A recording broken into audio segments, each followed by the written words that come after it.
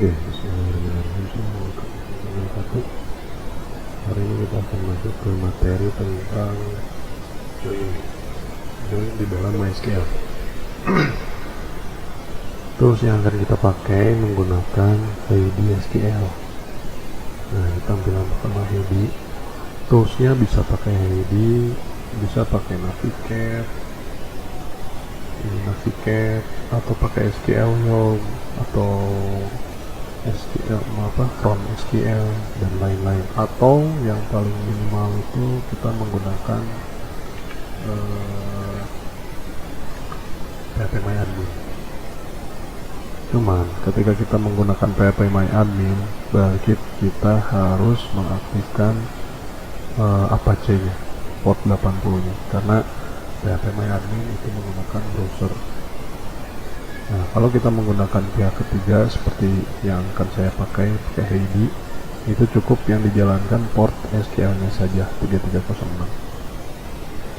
Oke. Nah, untuk semua database, terutama database server, ketika kita akan memulai koneksi ke database-nya, itu setidaknya ada 4 hal yang harus diperhatikan. Yang pertama itu host atau IP, yaitu berupa alamat, bisa jadi DNS atau domain name server, atau berupa IP. Nah, di sini kalau kita menggunakan MySQL di dalam laptop kita sendiri, dalam PC sendiri, maka kita bisa menggunakan IP atau hostname-nya itu hostname localhost. Oke. Biasanya kita tuliskan itu localhost. Nah, localhost ini maksudnya dalam DNS. Sementara kalau kita ingin tahu IP dari localhost itu, IP dari localhost adalah 127.0.0.1. Nah, ada IP, ada DNS. Mana yang paling kalian suka, ya terserah, sama aja. Cuman kalau untuk masih lokal, ya gampang lah kita pakai IP atau pakai DNS. Tapi kalau misalkan kita udah nyimpen alamatnya di server, hosting kita nyimpen di server, kita tidak akan mungkin menuliskan dalam bentuk IP. Contoh, semua yang ada di server itu dia isinya itu alamat-alamat semua. Nah, kita cek misal google.com. Nah, kalau kita cek Google itu IP-nya di sini 172.207 bla bla bla. Ya. Nah, kita tidak mungkin menuliskan ini 172.207.1 dan lain-lain. Kebayang kalau kita misalkan menghafalnya itu menghafal berupa IP Facebook misalkan.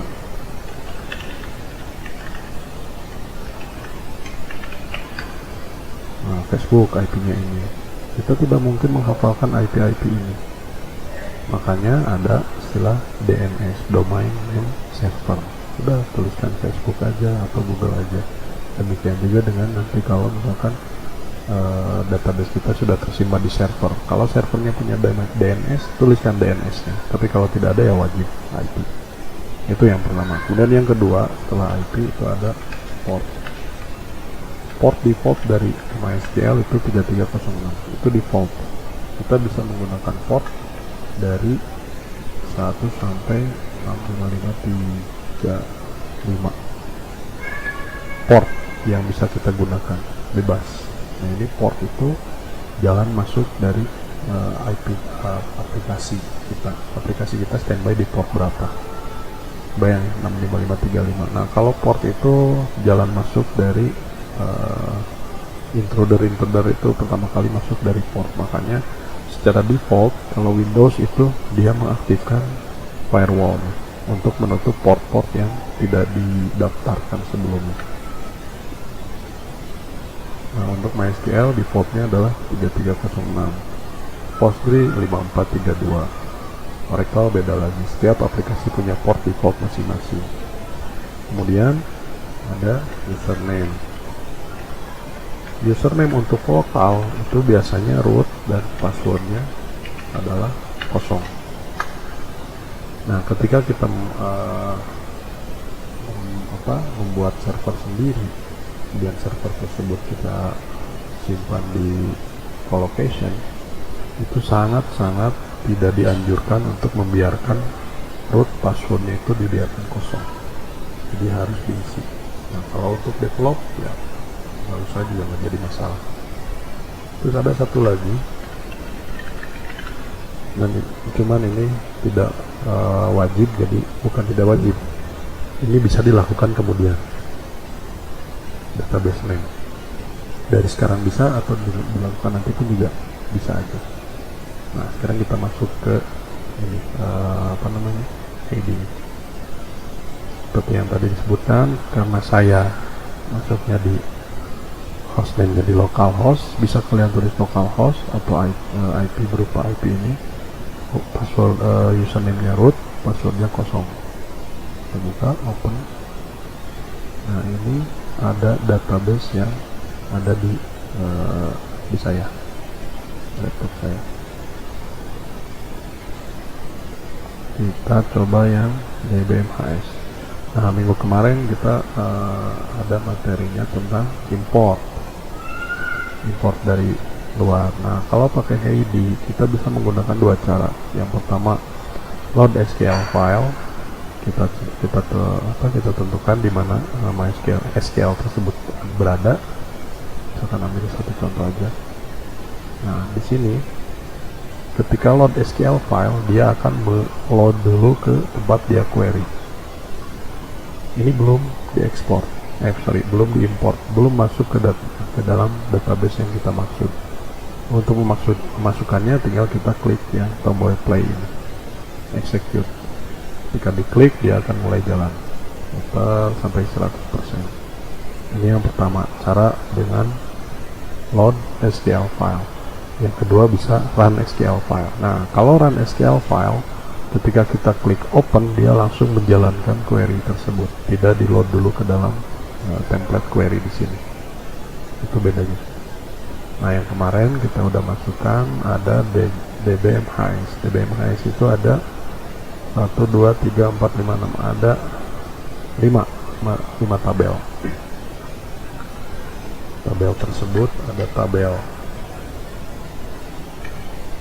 T agama, T prodi, T jenis kelamin,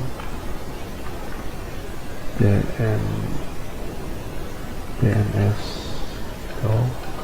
T start kawin, dan T HS. Nah, dari 5 tabel tersebut, dari 5 tabel yang kita miliki, sebenarnya ini bisa kita sebut juga untuk yang T agama, prodi, jenis kelamin, dan status kawin, itu kita bisa sebut sebagai tabel tabel statis.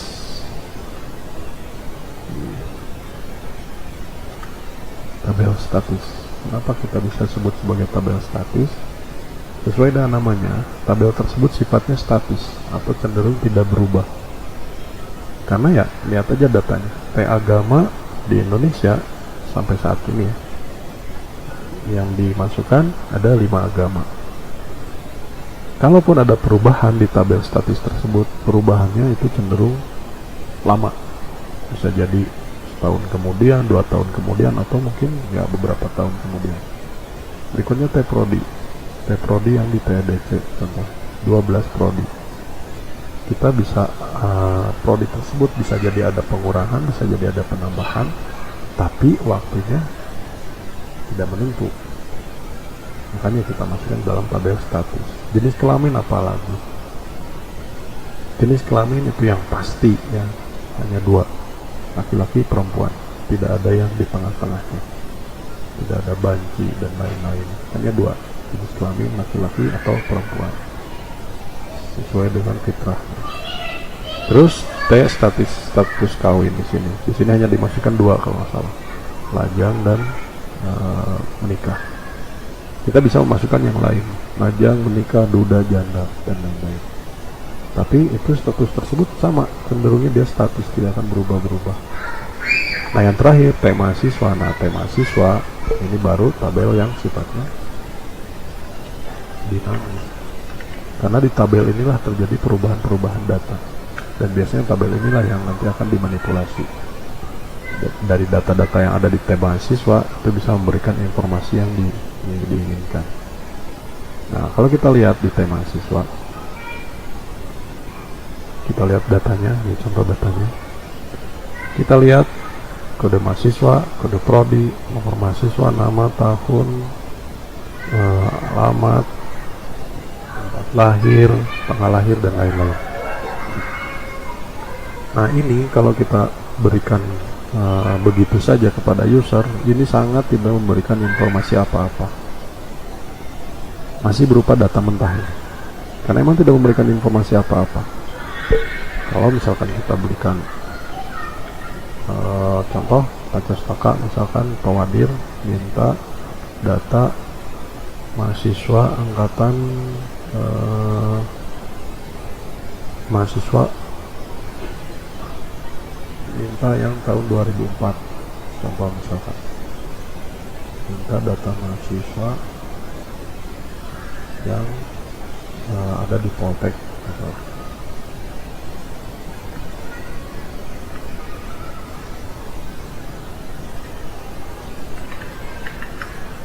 kalau kita berikan data tersebut, data di mahasiswa tersebut berupa data yang ada, datanya seperti ini.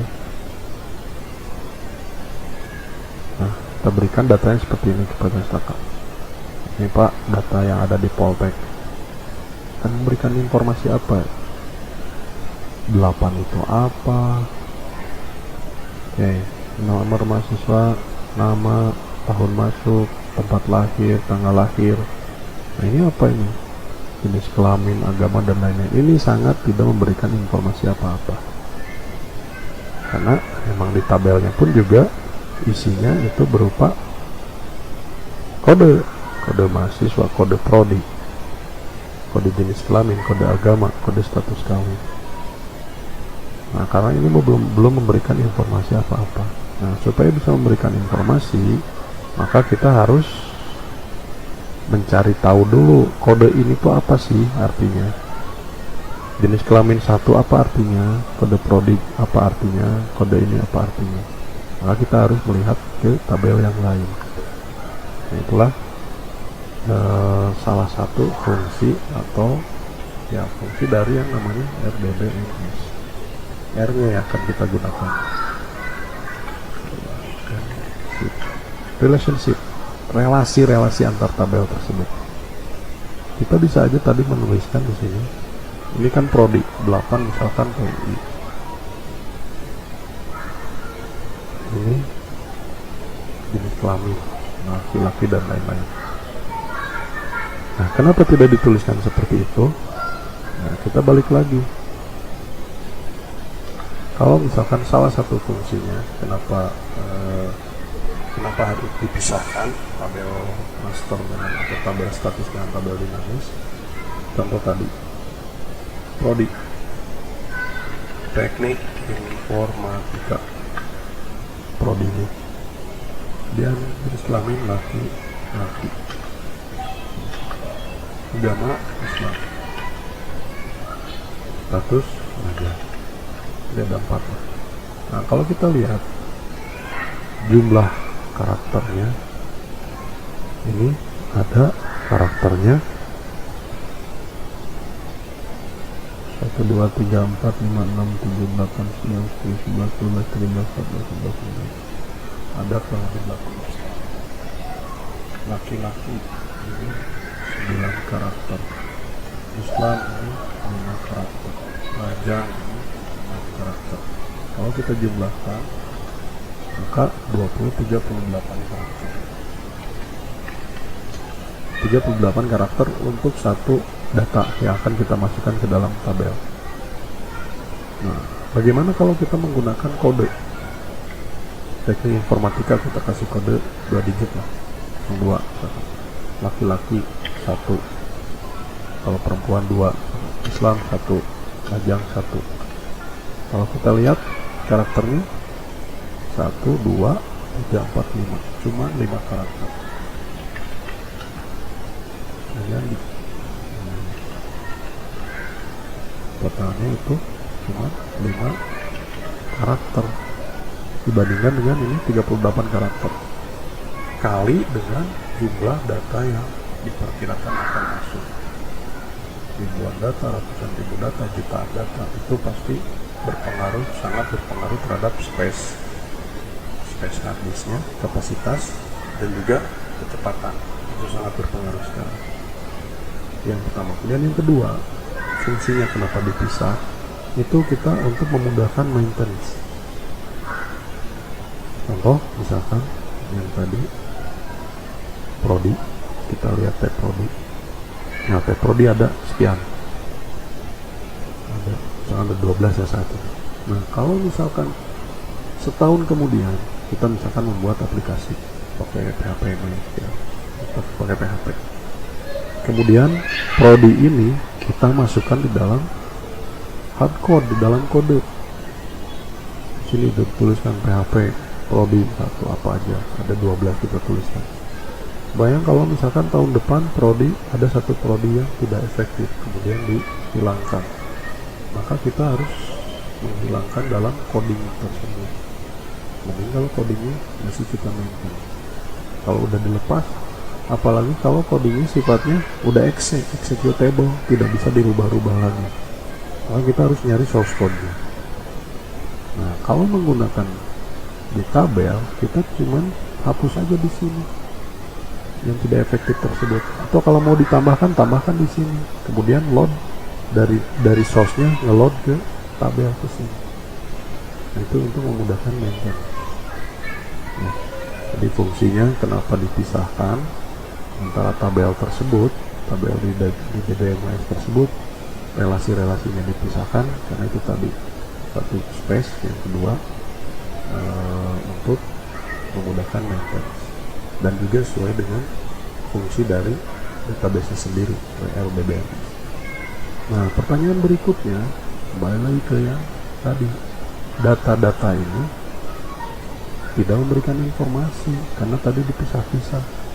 Nah, berarti kalau kita ingin data tersebut memberikan informasi yang jelas, maka kita harus merelasikan atau menjoinkan dengan tabel-tabel terkait. Nah, ini materi kita yang sekarang. Jadi caranya adalah kita tentukan dulu, misalkan bahwa dia minta data nama, NIM, tahun, dan prodi. Jadi Pacastakan minta bahwa dia minta data nama, NIM, tahun, dan prodi. Nah, ketika kita udah tahu apa aja yang jadi targetnya, objeknya, nah kita tentukan. Yang pertama, nama itu ada di tabel mana? Pertama, nama itu ada di tabel mana? Kita cek di tabel, nama ada di tabel. Oke, sebelum masuk kita harus sepakati dulu ya, format untuk query, select query itu adalah select nama field from nama tabel. Ingat ya, ini rumus standarnya sebelum masuk ke yang join juga. Nah, sekarang kita cek select nama tadi ada di tabel mahasiswa.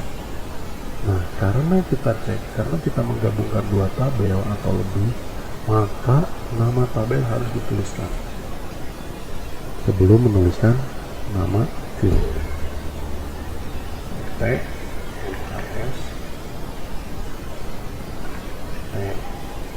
MKS titik nama, koma T MKS titik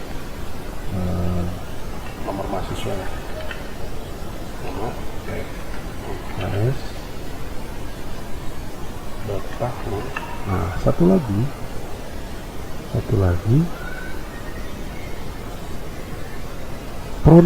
prodi ada di mana prodi? Kita cek prodi, ternyata prodi itu ada di tabel prodi Kita kan carinya ininya, bukan kodenya. Kalau kodenya mah udah aja langsung di select tema mahasiswa tadi selesai. Tapi kita ingin tahu prodinya sendiri. Ternyata ada di tabel prodi. Oke, kita tulis p prodi dot prodi. Kita ngambil nama prodinya, nama prodinya. Oke, nah ini kan nama field, nama field.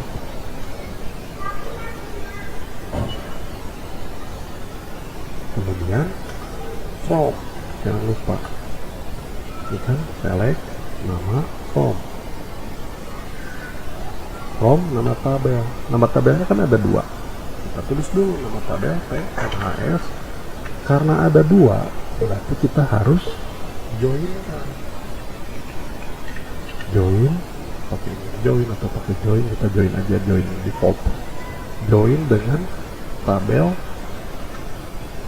prodi. Nah, apakah sudah selesai? Belum, karena mahasiswa dan prodi sudah berelasi, tapi belum spesifik. Yang direlasikannya apa sih? Nah, yang direlasikannya itu yang di T mahasiswa ada dan di T prodi juga ada.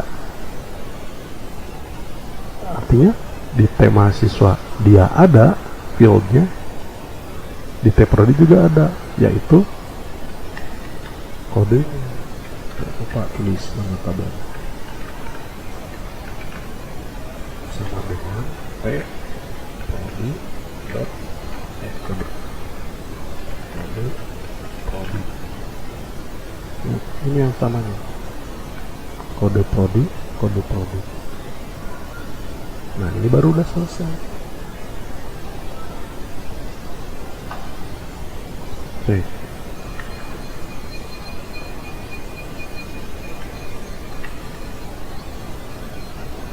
Nah, muncul sekarang nama, nomor mahasiswa, tahun, dan prodi. Muncul nama prodinya. Nah, ini udah bisa memberikan informasi untuk dipertanggungjawabkan. Ya. Atau kita pengennya kan NIM ya yang diminta, berarti tinggal ganti NIM.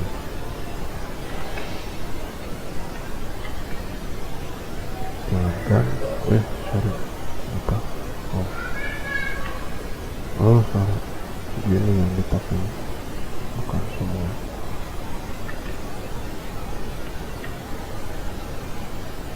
Nah, NIM ya, nama NIM, tahun, dan prodi. Selesai. Nah, berikutnya, kalau lebih dari 2 tabel, 3 tabel, tambah, munculkan juga jenis kelamin, agamanya, munculkan agamanya.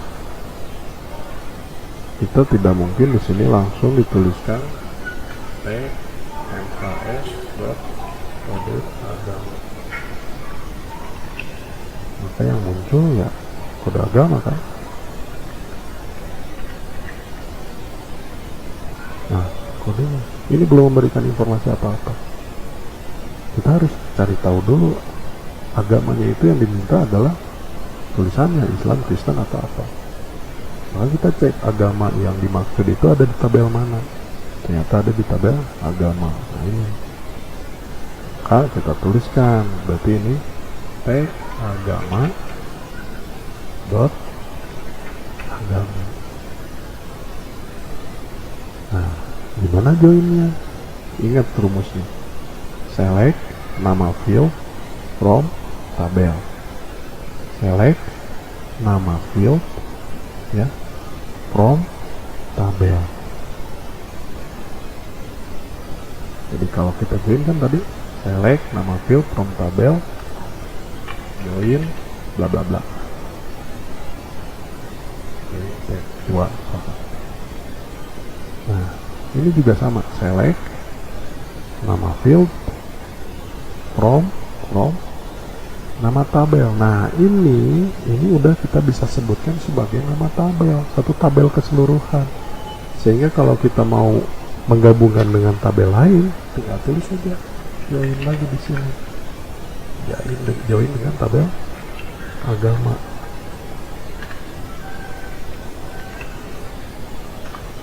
Tabel agama. Nah, apa yang jadi relasinya? Jangan lupa tadi yang di TMHS dia ada dan di T agama juga ada, itu kode agama.